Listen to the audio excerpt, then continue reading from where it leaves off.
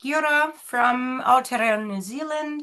I'm coming in from Otapoti, Dunedin, and I am Michelle Elvy. It's wonderful to be here this evening with this group of people in the room, and we're going to be exploring tonight various themes around writing and visual arts and working across artistic genre and platforms. I think we're going to talk a little bit about media and formats and materials that are accessible for making and remaking. And really, I think at the center for all of us is this idea about how we envision our world and how we articulate our world in a creative means today with all of the crises and things swirling around us. So I feel like it's a really timely space and moment for us to meet. And I'm delighted to be here in the room with Susan Wardell, Adam Sébire, and Susie Johnston. And I thought maybe first of all, we'd just go around and each person introduce yourself and tell us where you're coming in from, because we're all in different places. Well, some of us are in different places. And maybe what your background is and how it is you've come to be here. Susie, shall we start with you? Yeah, thanks, Michelle. My name is Susie Johnston. I'm a visual artist based in Perthshire, Scotland. My background is in visual art. I studied painting at Sydney College of the Arts, dual national Australian UK. My work currently, I've spent the last 30 years as a maker. My work moved into a more sculptural practice in my master's degree at Sydney College. So I work with predominantly repurposed materials, and I'm currently a postgraduate PhD candidate at Duncan of Jordanston College of Art and Design in Dundee. But it's great to be here with you all. That's wonderful. Welcome. Great to see you. Adam, wonderful to meet you here.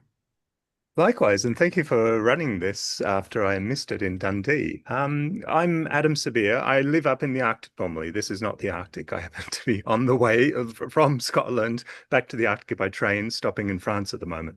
So I'm a visual artist. I started as a filmmaker and began working in climate change with a documentary in 2003 and became very frustrated by gatekeepers and the documentary commissioning editors insisting on this kind of 50-50 kind of almost balanced approach to climate change. Yes, it was happening. No, it's not happening, etc. So I moved across into visual art. Like Susie, at some point I went through Sydney College of the Arts, and yeah, I got stuck in the Arctic during the pandemic, and I've lived there ever since. And I'm making a series of video art about the climate change and the Anthropocene through a series of vignettes called Anthropocenes. Yeah, that's really neat. Wonderful to meet you here. And I can't wait. I feel like we're going to have a nice long chat. We're definitely not going to run out of things to talk about. That brings us to Susan, whom I know really well because we both live here in Dunedin and we've just seen each other coming through a big festival here. And Susan, of course, has just arrived back in New Zealand after being over in Scotland for the big festival that took place recently that you were all a part of. I guess that we were all a part of, which is how we ended up together here tonight. So, hello, Susan.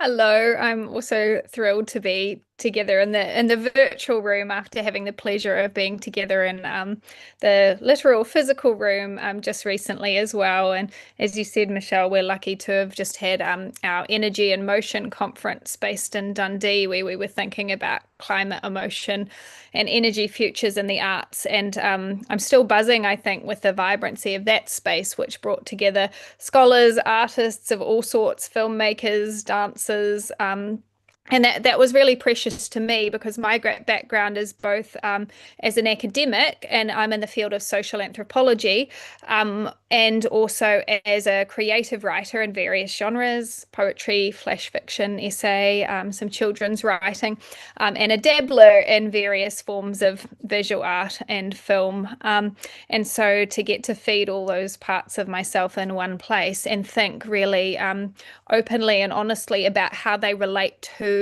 and benefit one another that it's not either or competitive, but that we actually need this full spectrum of ways of thinking and feeling our way into topics like climate change is really precious to me. And some of my academic work is interested in things like health and well-being, human flourishing, but also some specific work recently about climate distress, climate emotion. And it's something I've felt I've absolutely had to move into creative spaces to even begin to even understand why and how I was coming to it. So this is more and more where I feel like the energy that we need is actually people who can bring us new ways of thinking rather than repeating the same things. But I think words and visuals can do that. So I'm interested to hear what you each say about that. Well, I love that idea that, if we work across these formats and spaces, there are always new energies that are being generated, certainly new ideas. Every time we're in the room with new people, something extraordinary can come of it and often does. So I thought maybe, well, I'll say a little bit about myself and then throw out a question that we'll begin with. So, my background originally, I was also an academic, originally a historian, and I spent a lot of time in archives and doing research and working in specifically German history. So, I was in Europe a lot. And then eventually I left that work and moved into more creative fields, and I'm work as an editor and a writer across different kinds of writing to do with either essays or fiction or poetry or a lot of hybrid work, which I really, really love. I like that hybrid space. So originally, the reason we're here tonight is because the original space that we had at the conference was around the micro. And we were going to be talking about microfictions. And we're not going to specifically stay with microfictions, but I thought it makes a really nice starting point for our conversation today. Because for me, the microfiction is sort of the smallest form of writing. It shares a lot with poetry. It's about language and expression and sound. It can be highly experimental. So it invites many people into the space in a really small space. It doesn't take up a lot of room, but it manages to say a lot, which I think is really kind of a wonderful thing for our current world. I'll read you a quote, which I dug up. I read this in an essay quite a while back by Robert Shepard, who's in the US, and he's a very accomplished master of flash fictions, really. And this quote he referenced, it's by an Argentinian writer named Luisa Valenzuela. And she says, I usually compare the novel to a mammal, be it wild as a tiger or tame as a cow, the short story to a bird or a fish, the micro story to an insect, iridescent in the best cases. So I love the idea of the iridescence of something so small because it holds light, it holds power, it holds a burst of something. And I feel like that's what happens often with visual art as well, or with sonic art. I mean, across the art forms, it's often about that inspiration and that burst. And I teach a lot of microfiction, and when I think about it, my comparison is that in a novel, as you know, and everybody reads novels, we have room for the whole story. We've got the characters, we've got the plot, we've got the intrigue, suspension, we build mystery and we resolve it, and we leave the reader perhaps with a lot of complex threads that all come together. That's what a novel can do so well.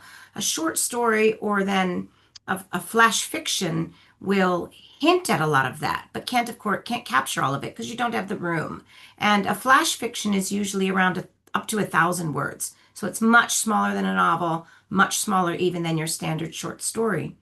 And so a flash fiction will hint at what the story is. What's the kernel of the story? What's the truth of the story? You'll get a hint of it, but it won't be spelled out.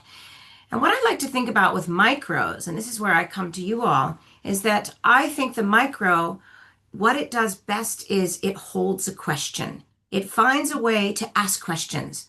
I mean, novels often have resolutions. They have the entire thing they spin, and then again, like I said, they kind of weave the threads and resolve. Micros might not be resolving something, but they are asking the question. And to me, that is the most important work of art, always, but I think especially today. And I thought I would start by asking you all, in your art forms, whichever form you're working in, how do you imagine that these questions, which sometimes can seem gigantic, they have to be brought into this sort of finite space of whatever you're working with. How do you negotiate those things between the sort of big conceptual questions and ideas and the small space of working in your art form? I just think that's such a neat thing to think about. I'd love to hear anyone respond. Maybe I could say something about the work that I actually showed at the Climate Emotion Conference, which was where I was cleaning Arctic icebergs up in Greenland and of snow. I mean, quite a Sisyphean endeavor. And it was this kind of ridiculousness that sort of begged a question that I never answered. And I have no answer for, except that I kind of was in love with these things, and it was the only way of expressing care.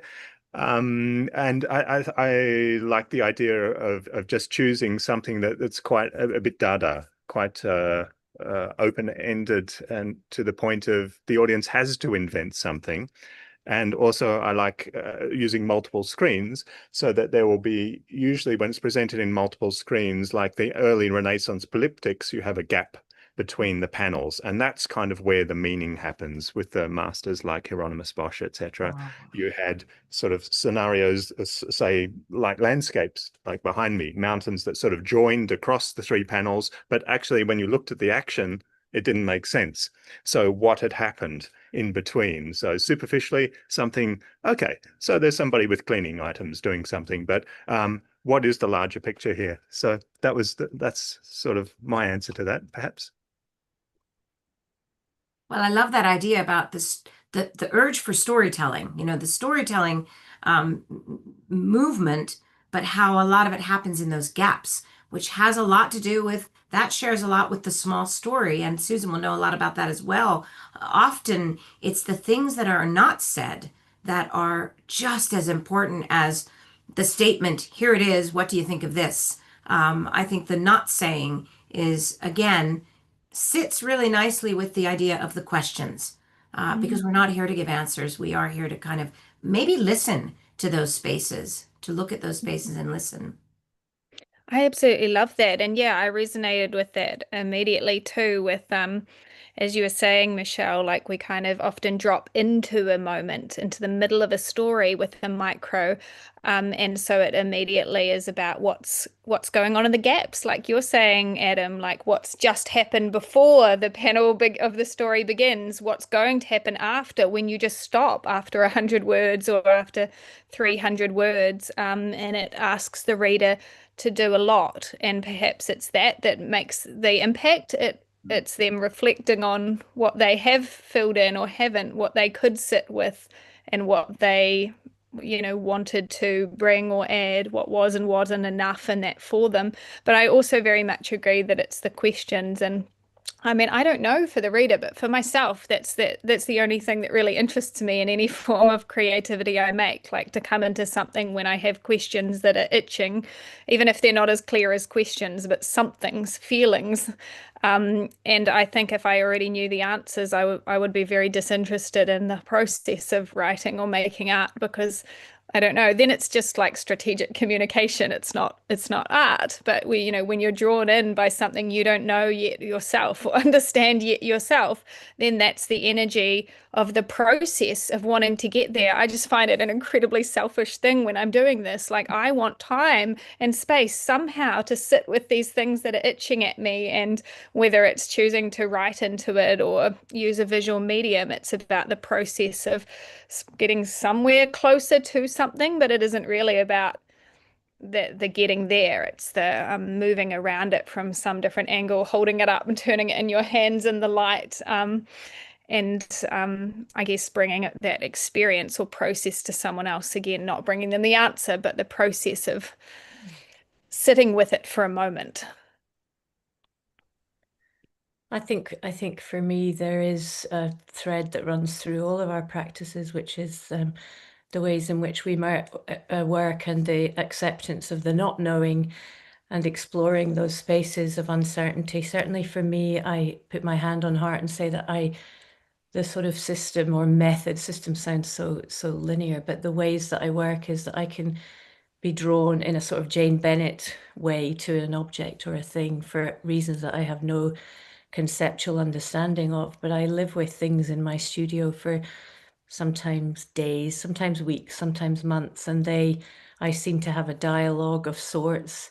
And it probably sounds very animistic, but the idea of more than human things having voices is really important to me. And I like this. I suppose people like Tim Ingold influence my work a lot in this idea of correspondences. So I feel that the work just in relation to what Adam was saying there about the work he showed at the Energy in Motion conference, the work I showed last week was a work which was born out of an extractive process of clay being raised from the seabed of the Bohai Sea in China, which was on an anchor and was scraped off the anchor and came back to Scotland, wrapped in a little plastic kind of taped bag. And I made over many months a series of, I sat with the clay for a while. I opened the plastic and I pressed the clay and I tasted the salt from the sea, and I felt that kind of correspondence with a material that in many respects, there's contention with it as well, because it's been extracted, it's been taken, it's been arrived somewhere else. But I made a series of responses to the clay, which ended up being hundreds of representations of poison ivy leaves, and then they were coated in a crude oil which was sourced from between Norway and Scotland. And it is this being in dialogue with and being interconnected to multiples and spaces in between, and this collective voice that I think comes from much more than just the dominant I. Yeah, that idea of it being, not only that collective, but that, Susan talked about the process, and that the process is always ongoing. A thing is never finished. It's not even a thing. It is the process. So it's I think that constant act of creating, of imagining, of making, and then remaking, because even after you finished it, you're probably still reimagining something. It happens with writers. I think it's the poet Ocean Vuong who says a poem is never finished, which I think is also beautiful. It doesn't matter if it's published. It's actually never really finished. And a lot of that for me has to do with things that you've all hinted at, that not only your relationship to your materials and your art and your process of creating, but then also after it's, you've put this thing out in the world, whether it's on the page or in some other form, it then has an interaction, has a dialogue by its very nature with a wider audience, if it's individuals coming to it or the wider collective. So that dialogue, I think, is another, wow, I think it's interesting to think about how, I think early on I was thinking about the finite and the infinite. The dialogue is also infinite, isn't it? I think that's beautiful to think about. Susan, you were going to say something. Yeah, no, I love that. And the idea of the individual poem is never finished. I resonate with that. And that idea, I often find myself saying, like, I think I'm writing the same poem over and over, like for my whole life, like for, 20, 30 years, have I just been writing like one poem, but it's over and over again. Because I think there's things we sit with forever and we're in dialogue with ourselves, and with, with something like contemplating climate crisis. Like there's this idea of Timothy Morton that it's a hyper object. It is unknowable and intangible. And so I think that very much makes sense, that we have to return over and over to knowing it, and knowing it in different ways, or trying to grasp at something that's ungraspable, which is fascinating to me then when you bring it into material practice. But I also think it's that sense of things that are beyond, whether that's climate change or love or parenthood or, any of the most grisly and human parts of our existence, the idea of coming back to them again and again. But that's where, for me, moving between different mediums has been so life-giving and so interesting, because it's, I guess, just to add to the notion of dialogue, the notion of translation, that when I'm itching at something and I try it as a poem, and that might take me somewhere, that process teaches me something, but is not done. And then I shifted into a photographic form, and in the different medium, the different language, the different conventions, the different materiality, I'll learn something different about that same topic. And if I shifted again into like a children's book or a dance piece or installation, like each time the process of shifting it, both the whatever the artifact is that comes out, but the process of moving it from one to another, working out how it could be said or felt in a different medium is just so illuminating. I think that's why I'm restless in my practice, because I'm a bit addicted to that, both the uncertainty and unfamiliarity when you push it and yourself into a terrain that isn't clearly mapped out yet, and what comes from that. Yeah, I think that notion of pushing yourself and your work into unknown territory. I mean, we do live, as everybody said, we live in such completely uncertain times, and we have to be able to cope with that. And perhaps there's some kind of a link between understanding that uncertainty is a fact of our life, and probably always has been, but certainly is now. Uncertainty is certain. But a way to respond is to embrace it. Maybe, I mean, of course, we have to be unafraid in the way that we are confronting it. We are asking questions. We are asking things of each other as well. I wonder, yeah, Adam and Susie, that idea that Susan's been touching on about moving between things, and maybe are we always asking the same things? Are we always turning over the same ideas, just in new ways? Or are you sometimes surprised by a new discovery in your practice related to climate change or any of these topics? Can I just jump in there, Adam, briefly? And just in response to that, Michelle, I was actually listening to a conversation on Saturday night. The National Portrait Gallery had Kate Blanchett and Jenny Saville in conversation. Jenny Savile's obviously a very celebrated figurative artist, and Kate Blanchett obviously needs no introduction. But what really struck me was that Jenny Saville said exactly what you just said there, Susan. She said, honestly, I feel like I've made the same painting all my life, but I've just done it I've approached it from a very different place every single time. And it really comforted me, because as an artist and as a writer and somebody that is putting something out into the world that we know is going to be judged and has some place in value, or whether it's read, and we also know a lot of work that we make doesn't get seen or viewed or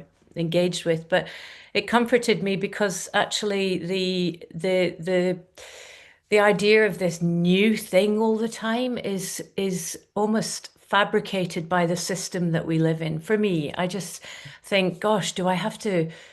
The idea that you would have to come up with something new every time is not how I work. And I realize that although aesthetically the things that I make may appear visually very different, there is a thread that runs through everything. Often it's to do with multiples, it's to do with construction, it's to do with assemblage, it's to do with reassemblage, it's to do with play and joy, and finding these pockets of vitality in a world which is so often very, very challenging to be part of and to be in. So I think it's like a manifestation of playfulness. And I think probably, as Jenny said, and maybe as Susan said, maybe it's the same energy that has come at it, or the same work, but from different ways, if that answers your question. Yeah, I like that you say playful also, because we're dealing with these, big topics, and some of them are heavy, but there has to be play in art as well. So maybe we'll circle back to that. Sorry, go ahead, Adam. Oh, I was just going to say that any newness I have comes from I work with documentary situations. I'm trained as a documentary filmmaker. So after sitting in a particular location or situation, I start to see patterns or something that resonates. Yeah, I have no particular style, so I don't think the art world, of course, wants you to have a particular style and to make variations of that. But no, I just let the world in its infinite variety guide me as to what has little cracks of exciting or interesting or resonant situations that can be drawn out somehow. And unfortunately, I often find, because I need a protagonist, and yet it's a documentary situation, and I don't have the money for actors, I end up having to insert myself into this as well, which is I don't like doing, but that allows me to sort of pull out some threads from what otherwise might be a fairly static situation on human timescale. Oh, that's actually so interesting thinking about a film and actors, because something Susie said earlier was that, and I think all of us sort of understand and embrace this idea that, art is also beyond human. Certainly what you're working in is beyond human, and yet there is that human element always. So, yeah, how do you see those things interacting, any of you? We have our human voice, we have our human learning, our education, our experiences in the world, and we bring all of that, and it's made by humans, but we're trying to grapple with things that are beyond the human experience. I love Susie's description of the clay that comes off the anchor, touching it, tasting it, feeling it, and it inevitably also has human interactions in its long history. But it's also something more than that, isn't it?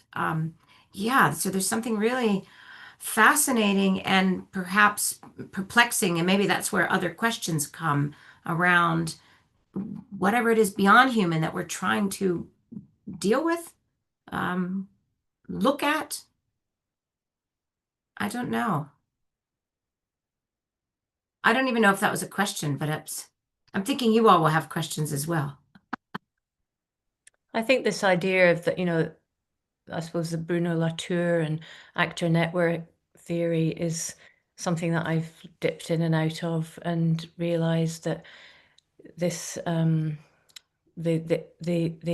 vitality and the porosity that, I suppose, if we're looking at things through maybe Tim Morton or Graham Harman object-oriented ontology, the idea that we're constantly seeing things from a human perspective, but actually that we cannot ever really fully know, this idea of things withdrawing, is really interesting to me. And pinning down knowledge and truth and finite meaning is, I think, part of the problem. But I don't actually think that really answers anything. But it does make me think about the actants of materials in and of themselves and environments. And I think probably the most fundamental problem that we have as humans is this separation between nature and culture. And that just seems to live through so many kind of Western Eurocentric lenses, that certainly that's been my grounding. And it's like a continuous wrestle with that. I am nature.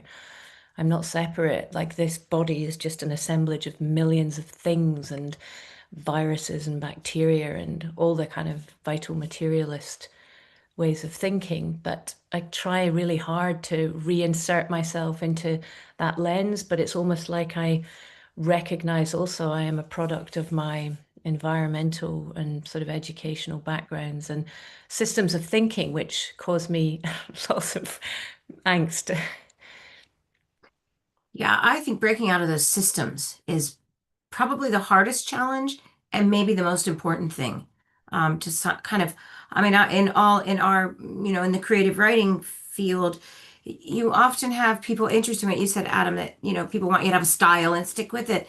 So people tend to not really pigeonhole, but they like to know, well, what is it you do? Oh, I'm a novelist, or I'm a poet. But, why can't you be many, many things? Why can't you be also, working in ceramics or something tactile, as well as words, the landscape of words? And so even in that landscape of words, there are so many ways that you can play. And I think I mentioned earlier, I really love that hybrid form where it's almost amorphous. It's hard to describe. You're asking a lot of the reader. You're also demanding a lot of yourself in the way you go about storytelling. That it's not always it can be sort of maybe beyond human. It can be imaginative and kind of magical. You can move in and out of realities. And I think that is where some of the really exciting creative work can take place. And I think if you're trying to write about climate or politics, I mean, politics is always about humans, and climate is as well, but climate is about that, getting at that space that should not be there between humans and the natural world. And it's such a big topic that the more imaginative we can be, which sounds really grand and big, but also the more specific we can be, maybe. I don't, I think that's, yeah, I think that's what I try to think a lot about with my own writing. How to be expansive and imaginative, but say something that's also specific that maybe a reader can then hold on to. Um, yeah. I don't know if that made sense. Well, actually, yeah, I don't know if that made sense. But we talked earlier, before we even came into this session, about maybe reading some of our things. And I know Adam and Susie, we wanted to talk a bit about your interest in writing. And I'm just thinking, as I was saying that, I didn't really plan this, but we did talk about some of the works that we've written before. And in our email conversation, we talked about the Ever Rumble. So I think what I might do is just read a really small piece out of that that maybe links to this. I don't know if it does, but it's an invitation then for everybody else to also read. So in this book, it's a novel, but it's written in really small pieces that all connect. Very much about the story is between the stories. So there's one small story on a page, and they all form a big novel and a big idea, big set of ideas. And there is development, and a character lives a whole long life. Uh, but the conceptual work happens between the pieces, and that's something I'm really interested in. Much like in the triptych, in between the frames, that space is so important. So in it, between pieces that are sort of plot oriented, where things happen to the character, she grows up, she experiences things. There's also these dreamscape pieces that are kind of in that realm of poetry, and it is definitely hybrid. So this is one of them. It's called Dreamscape 2, Moon and Sea. She is the moon and the sea. She holds a jar, a gift from her sister. In it, all the earth's water, and in the water, all the earth's sorrow, which floats and lifts on the gentle swells. Sometimes its smaller in fragments are caught in the breeze, lifted and blown away. Sometimes it's heavy enough, solid, to puncture the sea's surface, to break through the thin veneer that separates liquid from sky, and sink through the deep, down, down, down to the ocean floor. But sorrow can't be drowned. It must be lifted and floated again. So she pulls on the sea with her moon eyes and moon breast, and sorrow rises, rises again to the surface, where she can watch it all night long. And that is very much about the character. And she's a real person, but, you know, sometimes she just can take a jar and hold everything. And yeah, it doesn't really make sense if you try to break it down and analyze it. But yeah, the idea of holding something in a small space. I think that's it's such a beautiful piece, Michelle, and I love the Eva Rumble. And I think the idea of making the things that are too big into something we can hold for a moment is, as we talked about before, is such a commonality between what different art practices can do and what micro fiction or short form writing can do. Because they are, all of it is sometimes so much, and yet we want to draw close to it, or we need to for political and moral reasons. And so I think it's interesting too when we use beauty as a tool for that, to allow ourselves to approach things that are actually quite ugly and quite terrible. And I think there's such a moral potential but risk in that. I'm quite fascinated by it. Like, what does lyricism or beauty offer in bringing us through? Like, we think of traditions like Holocaust poetry, you know, what does it mean to make experiences like that into a beautiful form that allows people to sit with the unthinkable for a minute and witness it, but requires something as a bridge into it. And I really feel that, but I also like the idea, how literal the idea of holding is, and probably more in your practice, Susie, like when you're working with material objects and things people can hold and some of my academic areas in medical anthropology, very interested in the body and sensuous experience, but this consistent irony that I somehow have to get at that through writing the body. How can it be that it is about the material and the sensory and the embodied in words? But of course, it doesn't always have to be. We can actually give people things to hold. Oh, that's a really good question. Do you, Susie or Adam, do you invite people in to touch and handle your art? You know, we have so many taboos around not touching the art, and we know about it. Oh, I just recently saw this series of videos, one after another, of somebody who's wrecked a painting in an Italian gallery. Did you see that? He was trying to make a selfie. It's outrageous. A man was trying to make a selfie and backed up and put his hand back to brace himself and put his hand through the canvas. It's outrageous. Anyway, you know, yes, we know we're not supposed to touch the art. Well, at least most of us know that.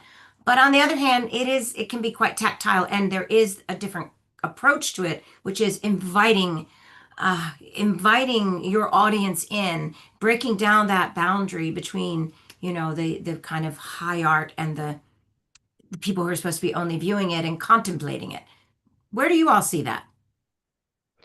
I think with my work, I'm exceptionally aware of sort of institutional constraints, and a lot of the work that I have made is actually quite fragile and precarious. And I've noticed that there is an immediate response to, oh, I want to touch that. So I'm in the throes of making a work which is of hundreds of thousands of porcelain acorns which have been cast from the park here, from little acorns, as I started my PhD. And there's definitely been much more of a willingness, maybe because they're little, maybe because they're also quite nickable. You could stick one in your pocket.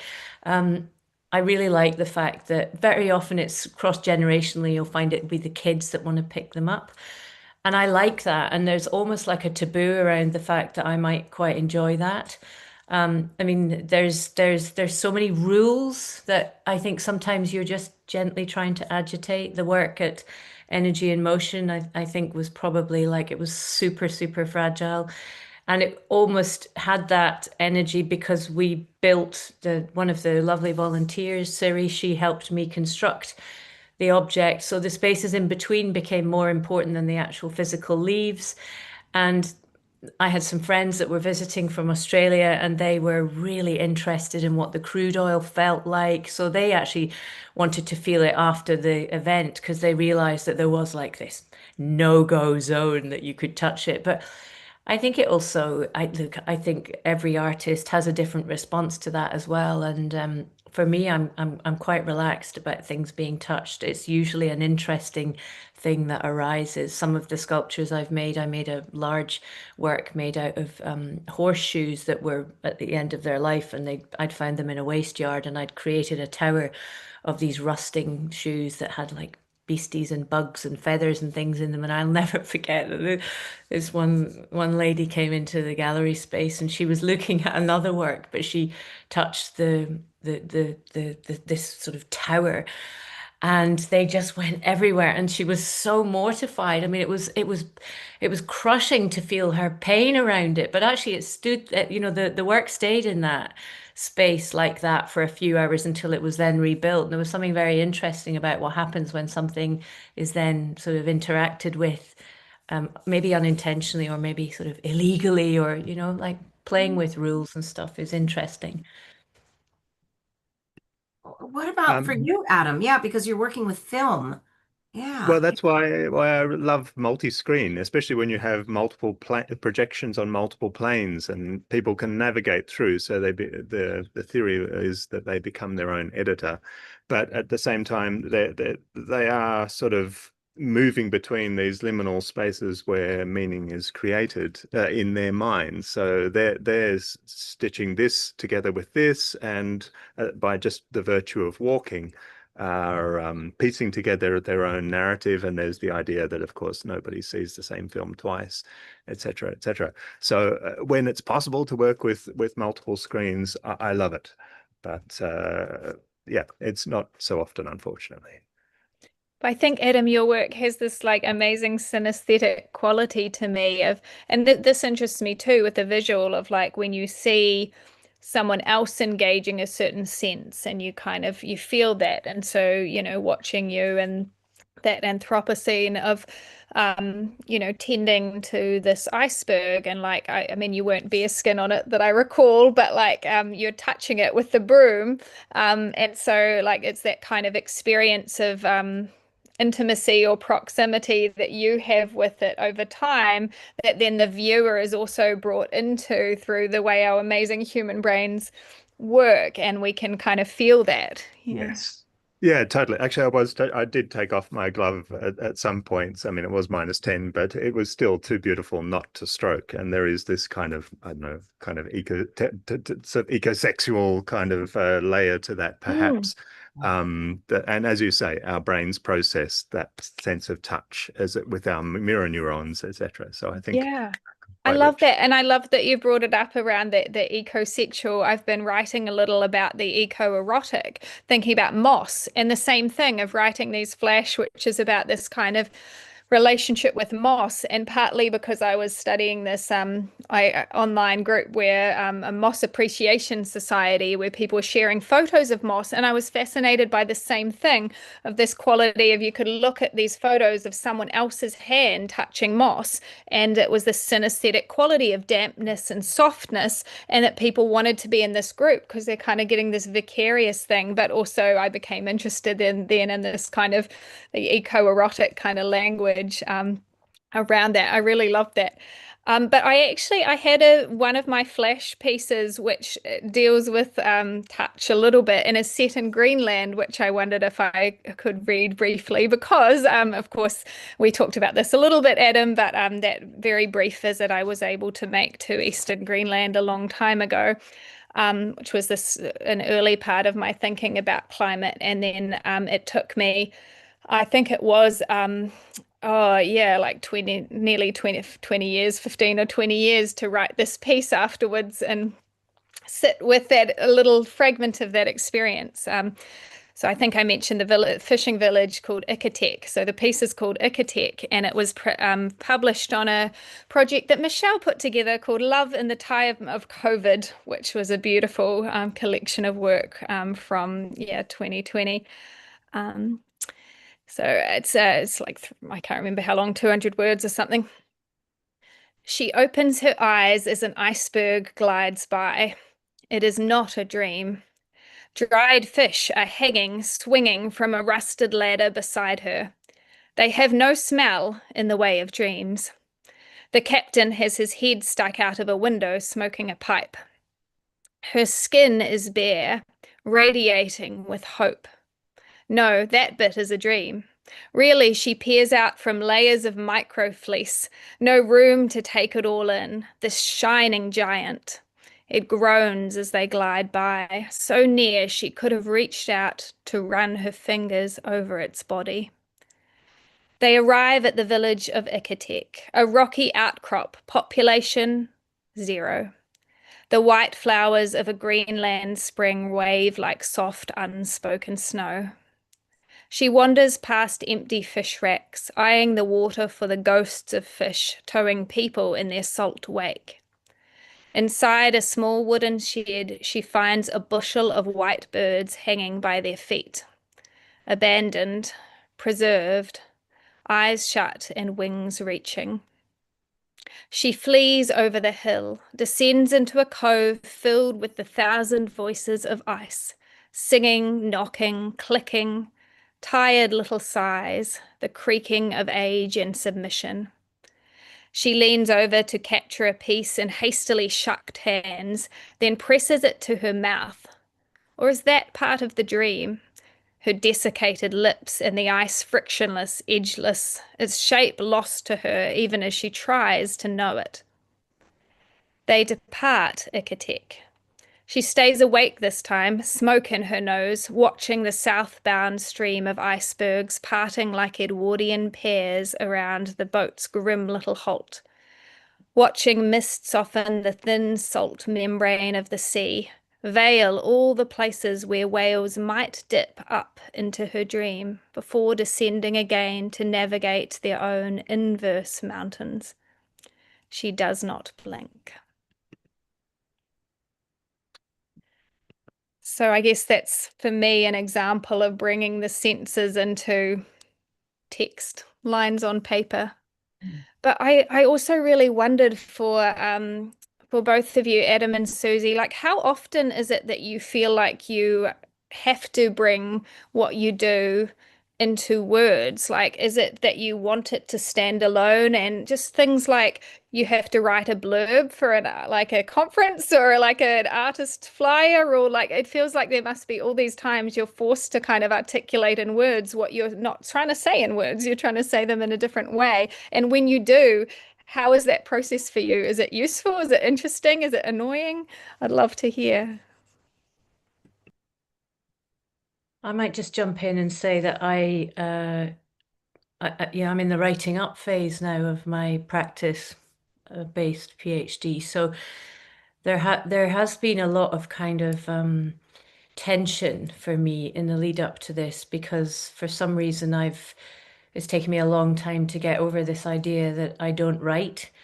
So I decided a couple of years ago that the way through this discomfort, which was quite agonizing, and it was around like the inner critic of my own writing voice, that I found a wonderful poet and playwright, artist, screen writer, Rebecca Sharp, who is nothing to do with Dundee University, but I love her work and I love the way she writes. And I thought maybe this is my way in. As you were saying, Michelle, every conversation has the capacity, every dialogue, things happen. Like that's energy, that's universal, probably quantum physics. And I went to this writing class, and I discovered that I found a way in to find, a small but fairly fluid way of accessing my words, and the ways that I felt were perhaps a little bit more authentic in how I wrote. So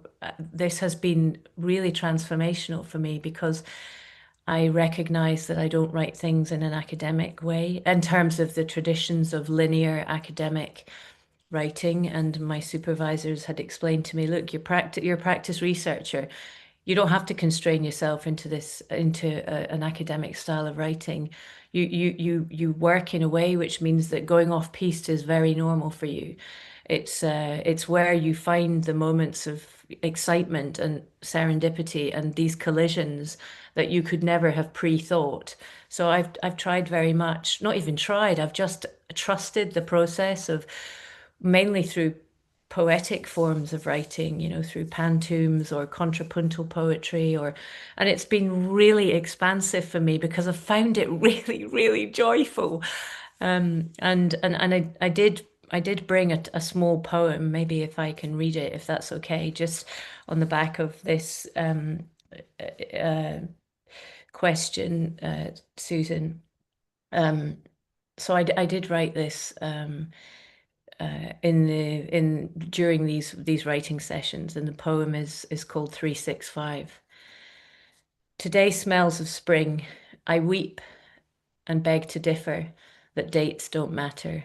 Lionheart was your name for me. That dates don't matter. I wander to emails that I can't reread, as grief has no timetable. This roar carves holes in my bones. As grief has no timetable, I unravel, whilst slapping on hormones, mimicking serenity, this ever so scary animal. Mimicking serenity, I blow the dandelion with an impossible wish, and the pappus stands to attention. Loves me not. And the pappus stands to attention. I drink the promise of clarity from its mane, how wisdom emerges from the litany of failures. How wisdom emerges, I breathe the spores of ravaged agreements as the humidity increases. Today smells of summer. And I wrote that a year from the day that my dad had passed last year. And I'd written something in the immediate aftermath of his passing. And then I decided that it was, yeah, I don't know, it was a kind of urge to write, to mark something. And I think I called it 365 because I'm exceptionally aware of this Gregorian linear pinning down of framing time, which of course we know is not linear. So yeah, so thank you for letting me read that. That was beautiful, and it really, I think, speaks to that idea that we've been talking about. We've hit on this idea several times, that to write something small that kind of encapsulates something so big like grief or a relationship or love that Susan mentioned earlier. That's really beautiful. You also mentioned in an earlier conversation that you've done some ekphrastic writing. Does that come in relation to your own art, or are you using other starting points? Well, it's probably going to sound a bit narcissistic, but it's always based on mine at the moment because Me. my supervisor keeps saying to me, Susie, it's great that you go down these rabbit warrens and you end up all the way over there in speculative realism, but bring yourself right back because the writing always starts from the work. And I'm like, oh yeah. So I go back to the work and I'm really interested in finding a way to write ekphrastically and fluidly through the work, which is really why, Michelle, I was so interested also in initially, like, oh, I want to be in this workshop with Michelle Elvy. So I think the ekphrastic writing is like, it's really unwieldy and it goes off on all tangents, but it's something that I find I can come back to and I can have this connection with, because although I don't necessarily know the inherent aspects of these materials, they speak to me and they offer me something. And then I have a reflection and I'll script. Sometimes it's just free verse and I'll write for 20 minutes and think, wow, gosh, what on earth were you on about there? But there's these little things that seem to, like you talked about iridescence, and there are these little pockets of color and sort of sparks that I don't extract them, but I hold them. Yeah.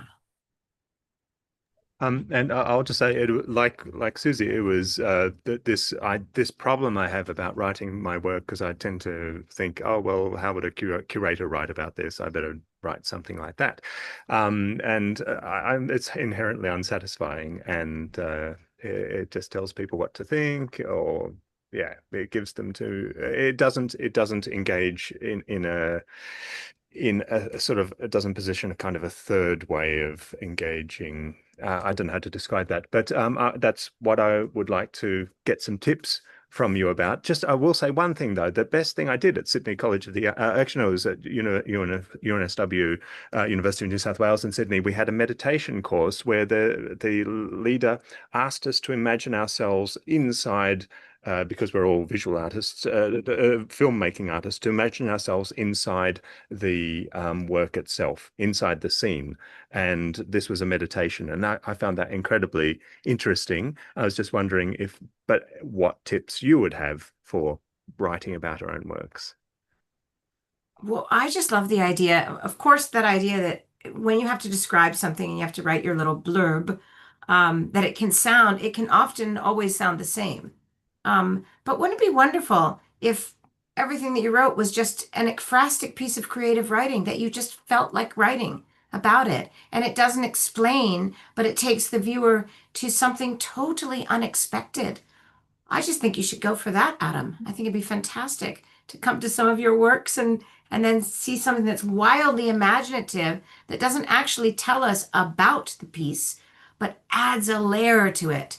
And and people will be confused, and some people will go, well, I didn't learn anything from that.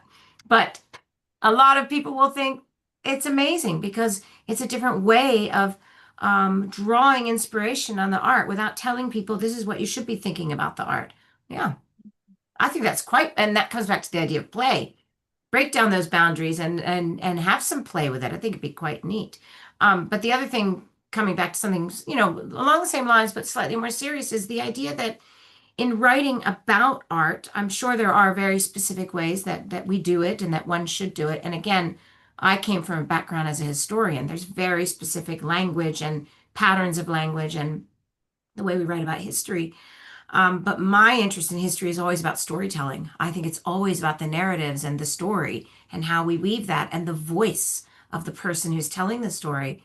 So to think creatively about how you can use imaginative language that again isn't describing the art, but that is doing something different, taking us along maybe a parallel path with the art is a pretty neat idea to think about. And that to write a small, we started out with micros. So to come back to the idea of micro, to write 100 words and no more than that, and give yourself limits is actually always fun. Susan can speak to that as well.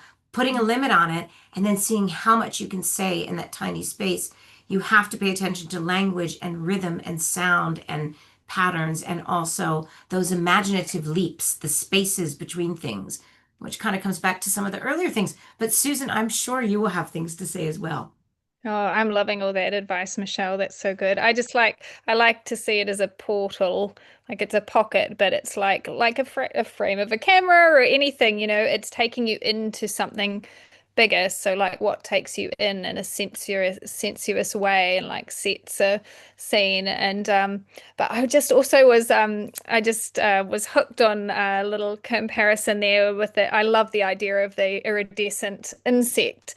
And it made me think about something. I've kind of done the opposite of what you were asking Adam about, like how to write into that, but I've taken ideas from art and used that to improve my writing. So I don't know if it translates back, but the idea of punctum has worked a lot for me recently. And so I'm working and supervising a photography master's student, which has been really helpful. It was funny. I pulled a book off my shelf to hand to him, and he just told me about this idea of punctum, and I've been like, "Oh, that's amazing! Like that really resonates and makes sense." And this thing that kind of pierces through and grabs you emotionally. And I was like, "That makes sense in a photo that sometimes, or a visual work that sometimes is a particular part of it that just like gets you for no reason." And then I was handing him this other book, and I opened it up to where I had a post-it from a few years ago, and there was a thing circled on the page about punctum. So I don't know what says it in my brain that it's apparently a few years ago it resonated deeply with me, and then I forgot about it totally and was deeply impressed by it all over again. But I do think it's in literature too. If we think about the famous poem about the red wheelbarrow in the rain, there's something about that mundane image. And I think that's partly also my anthropology training, that the thing that shines can be something quite tender and small and everyday and mundane. And I'm sure that's so much in your work too, Susie, with found objects. And so it's and for me, that stood out with your red broom too, Adam, that mundane object in it, the sublime beauty of the iceberg, and then this broom that you said you'd borrowed from the orphanage or from and it's so mundane, and that's maybe why your eye goes to it, and this incredible landscape and this kind of poetic act of cleaning, and there's this red broom. But that does help me in my writing, so I won't go into any other advice, but to think about like both what grabbed you to begin with, like what was the little thing, whether it makes sense or not, that pulled you into it, and just like make that the focus. Like don't try and make it anything grander than what it is, but maybe just stop and reflect on the why and see if you can tease that out about what is it. But also, yeah, I think that is such a human thing, even if we can't explain the why, to let it be a little thing that snags you and the viewer to you. I just want to jump in here because you all had the privilege of knowing each other and being there together in Edinburgh. I really want to hear Adam say a little more about the iceberg and the broom, because people listening, they won't have been there either, maybe, and they might not know. Can you just describe this art, this active piece that you were doing? I just love the idea of it, but I want to know more. Well, it's four very beautiful translucent icebergs that a glaciologist had told me absolutely had to have come from the bottom of the Greenland ice sheet, because they were so compressed by kilometers of ice that there was no other way that their bubbles could have been pushed out to make them so translucent. So they had worked their way over hundreds or thousands of years into the fjord, and now we're on their final passage to continuing on in the water cycle. And I'd seen these on a previous journey when the sea ice hadn't formed. This is the big problem that drew me to Greenland. But this year, the sea ice was good enough for me to go up and actually engage with the icebergs, which is not something the Inuit would do or encourage, except occasionally they put it in fizzy bits in their water at birthday parties. But aside from that, you don't go near icebergs. But I wanted to engage with these, and it seemed like a nice sort of idea. I was thinking about symbiosis and the symbiocene that Glenn Albrecht's described, and how it was his idea was it didn't have to be a perfect approach or a perfect antidote to the Anthropocene. It was going to come with imperfections and so forth. So I thought, well, it's okay if I'm clumsy about this. So I was staying at the orphanage, and I nicked the broom and found in my cupboard at the accommodation a sprayer bottle, which thankfully it was broken. So I didn't end up adding more chemicals to the environment. But it was this imperfection of my engagement, but also this moments of care that I am doing over about 15 minutes with each iceberg, and it's filmed with a drone that I just had circling around me, which offers this kind of detached viewpoint. But yeah, writing about it, I don't know how to describe it in a way that doesn't sort of thrust these ideas down people's throats in a way, and that's why I was interested in another approach. I wonder, Adam, because the work is so emotive, and so I found it so on so many, like, so many levels of the beauty, the sort of sublime. What I'm looking at is like nothing nowhere I've ever been, or it's filtered through the lens of your lens, but also this desperate sense of care and attention and intimacy, and also loss. And I'm just thinking, when I was watching and, deciding to choreograph how I was reading the work through the various different screens, that the sense of holding on and caring for as this kind of desperate nod to knowing that actually this is a moment in time, and that the sense of loss was so great. And I'm just wondering if starting from an embodied experience is something that might be a way in that. And I know that memory is also quite challenging because we can make things up, but that you've experienced your feelings of this tacit response to touching and loving and caring for this ice in a way that probably very few human beings have. In this sort of, there's also like there's something quite nonsensical as well about these plastic objects. There is a layer of kind of strange humor in amongst all the loss, and I just wonder if maybe a way in would be from the embodied. Yeah, to talk about what I felt, perhaps you mean when I was touching the ice or something like that. Yeah. But there's this weird tension though that I feel like, okay, for this, because I only do this because I want to make a difference and make people, because I live in the Arctic, it's very important to me to show how it is changing so darn rapidly. Actually, icebergs are increasing because the glaciers are disappearing. So there's an irony there. But I feel like I do need to show this, to explain somehow the science of it as well, and that sort of I haven't found a way to meld those scientific facts with this. I liked the idea of this embodied touch, so maybe that is a way in. So I talk about the texture or how it was disappearing on my fingers even, and then evaporating, and then this 10,000 or 5,000-year-old ice. I could perhaps that's a way in. I like this idea. Do you have any other thoughts, Michelle, how I could approach writing it? Because at the moment it's got a bits of scientific, information in there. Well, I love that idea. And I think that poem that Susie read had a little bit, it had that, how she used the repetition. And the form was inviting us to, we were turning over the ideas and the phrases. And I think in something like your work, well, I had a couple thoughts as you were talking. One thing is that repetition can be really powerful. Sometimes a simple line that you can keep coming back to, and it can allow you to slide in maybe a line that's a scientific fact, but then repeat a very simple line that's a creative line, for example. I'm thinking of, I wrote a series of poems earlier in the year. I live in New Zealand, but I grew up in the US and my mother's still there. And I went and spent some time with her right after the inauguration. So it was early February. And it was a very, and we live not far from Washington, D.C. It was incredibly dramatic and very disturbing and a difficult time to be there, as it continues to be. And I wrote a poem and sent it off to someone here in New Zealand. Um, and she said, and when we talked about writing a series, sort of like as reportage, write a series of poems from there. And she called them dispatches. They became these dispatch poems from the US for New Zealand. And I just was reporting on, and it was a different kind of poetry for me, but actually it turns out it is the same kind of thing I do. Going back to Susan saying we're always sort of doing the same thing, maybe. Um, but I found it incredibly freeing because I wanted to write about this dramatic series of events, this painful period that we are living in.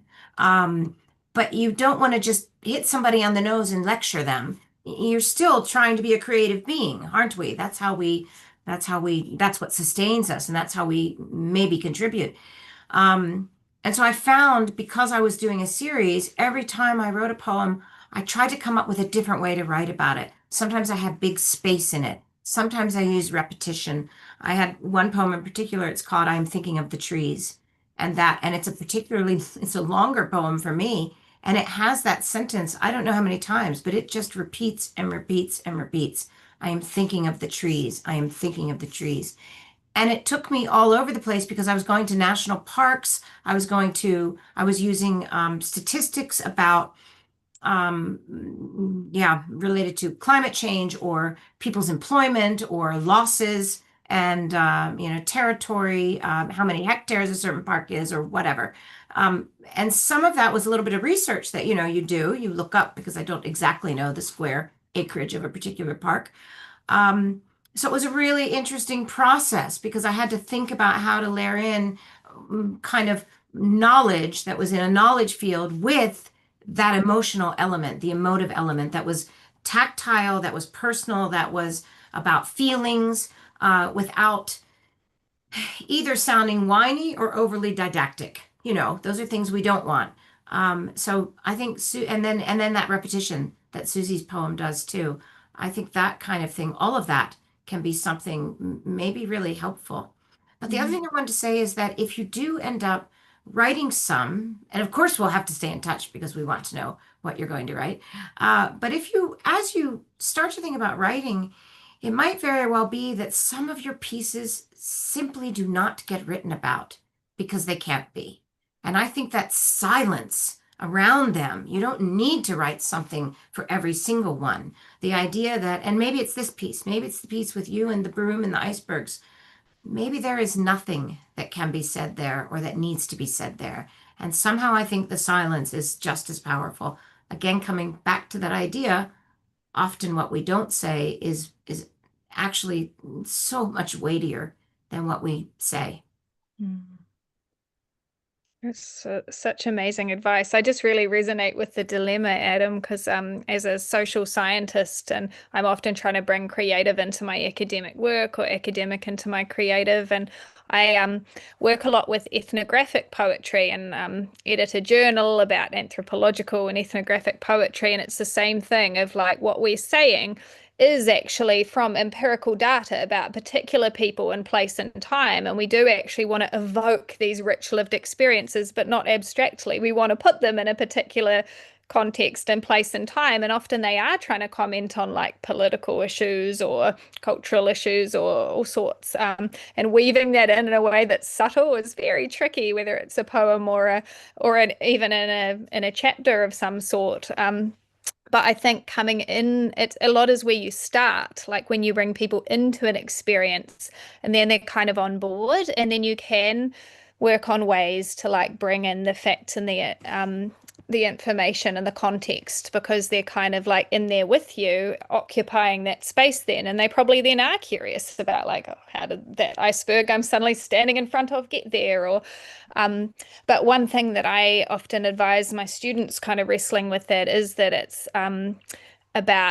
not the story of the scene, it's the story of you and your relationship to the scene. And so it's you that's the bridge. So again, if we come into that from like, I was standing there in the middle of this ice plane and I was holding my red broom and I was feeling this and I was taking these actions, and then it's you who has the knowledge about the changing climate, the science behind it, and we're on board for that because those things are all part of your experience, both how it felt on your skin and what you knew and were thinking about as you observed what was going on. They are all part of the same whole, and they begin to feel more like a whole instead of two different things shoved in together when they're the whole of your story. So it's one trick that sometimes works, but I also wholly agree with Michelle that sometimes space and silence and letting the visual do its work is a very good thing.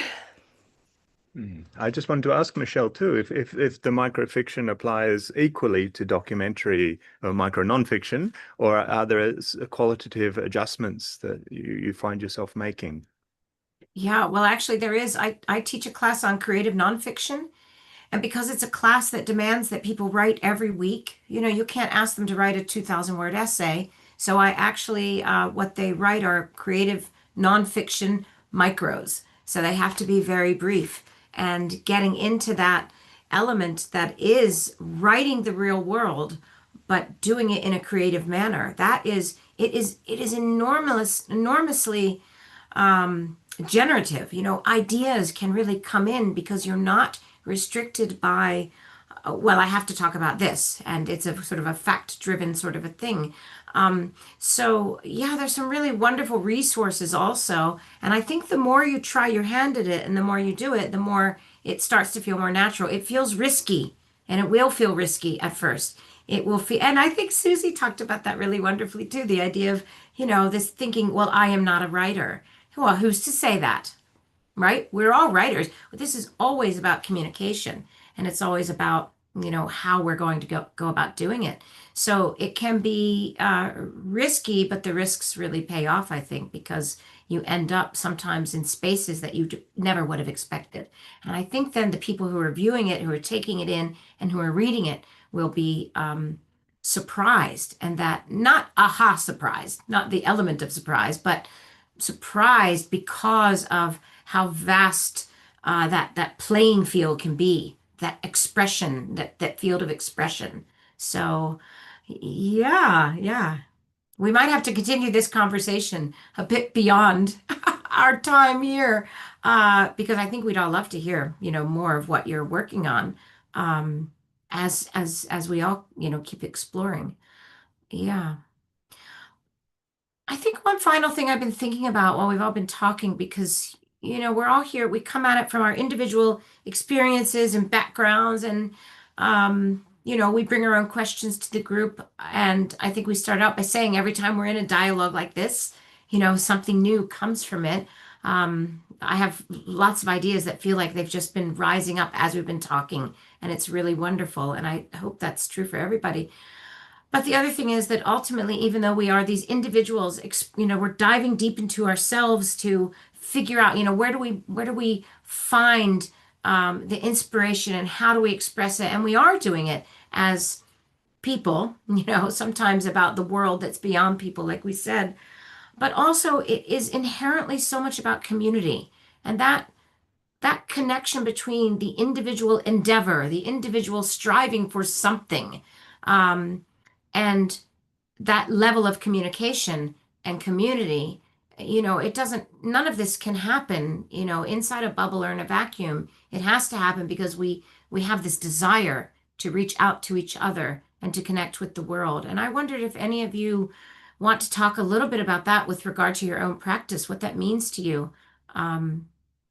We're probably all very content to spend time by ourselves because that's where we're happy, probably.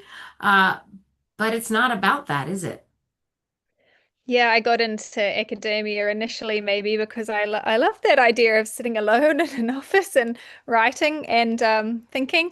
And what I discovered very much is that academia is a team sport. You can't do it yourself, not even the thinking part, but you're always thinking with and in relationship to others, whether you're citing them or reading them, or and the energy in my work recently has more come from much more active collaboration, which is also a much more kind and humane way actually to meet requirements of outputs, as well as to generate, again, different ways of approaching things that you wouldn't have thought of on your own. But it's exactly the same with creativity for me. And I once upon a time loved the idea of being a writer, doing deep, grand, beautiful thinking all on my own and producing these kind of lovely things. And these days, most of my energy comes from the spaces where I'm in communication and collaboration with other writers and artists of all sorts.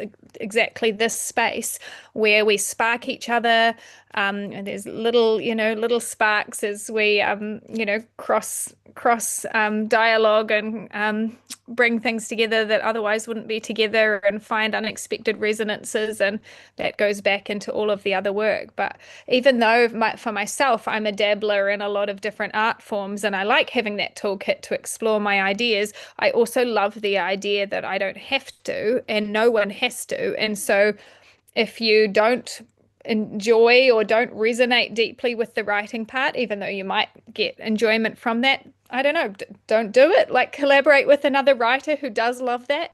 It's just the same of like, there's various art practices I don't do and can't do and don't have that depth of practice. And it's absolutely thrilling to get to talk to and work with someone who does, and you do it together rather than each one person doing it. So I don't know whether that's what you were thinking about with that, Michelle, but I just believe in that very wholly. So yeah, find people to partner with.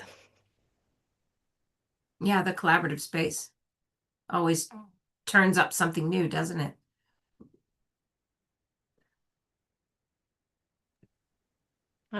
I find that collaboration with materials, with more than humans, has been something that I've become so much more aware of. I think probably like a lot of us during COVID, my children were actually at their dad's for a huge part of COVID for a whole raft of different reasons. But it was an extraordinarily strange and uncomfortable time that for over 2 months I didn't see my young children, but I was living with my dogs, and my partner was working overseas at the time as a key worker. So there was this spotlight on those aspects of my life that perhaps had not given the same direct light or attention, and things started happening in community with, I mean, obviously, I live in a neighborhood in Perthshire. I live near a park, so a daily walk with the dogs became an opportunity for me to be in community with aspects of the environment that I live in that I could really sort of magnify, whether it was specific trees or the ways in which the routes that I would take. And I ended up doing a couple of mapping exercises, just physically scribbling down the things that on that particular walk that really I realized, whether it was insects or animals or squirrels, or there was this kind of really interesting and profoundly important shift towards moving away from the individual. And I too love working on my own. I think, although some people think I'm very extroverted, I'm actually probably, a lot of it is masking. And I think deep down, I really love being in a space by myself with, like, the dogs are over there, they're just having a good snooze. But I think that idea of community, not an idea, it's a way of being. I love teaching. I love teaching cross-generationally. I work a lot with children, and I find that so incredibly insightful and expansive, because it's not the top-down workshopping. It's always that everybody is filling each other's cup. So a community is really important. I love that, filling each other's cup. Sorry, I was just going to say I love Susie's idea of the community being greater than human community. Sorry. Yeah. And what about for you? Do you work a lot on your own, Adam, or do you work in a team? And is it always a big collaborative effort? I mean, you're My way projects over are in the all, Arctic. Are you by yourself yeah. most of the time? I am. And so, yeah, and also the projects are usually so ridiculous that it does end up being me being my own actor as well, if I need such a thing.